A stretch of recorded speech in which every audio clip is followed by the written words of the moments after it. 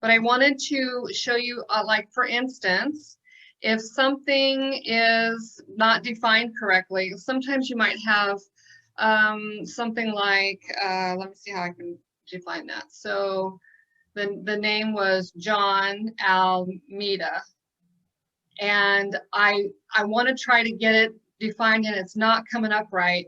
You can always highlight anything and do a control F2 and it will restore to the global. You don't want to have it ask you, do you want to do it in the whole file or just right here? No, just right here. And it shows, it makes it where I can define, now maybe I just want to do Almeida. So I can define something that way. Where if I did it, I'm a control Z undoes what you just did. So if I wanted to define Almeida, but not the ya, it won't let me. But if I did control F2, changed it, I can just do Almeida.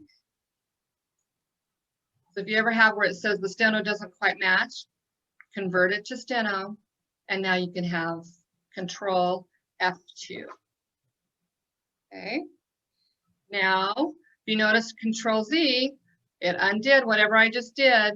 So control Z will it'll actually go several more. That is a Windows function, not just Catalyst function. You can do that in any like Windows Word or some of the other things that you're in. You can do a control Z. It'll undo what you just last did.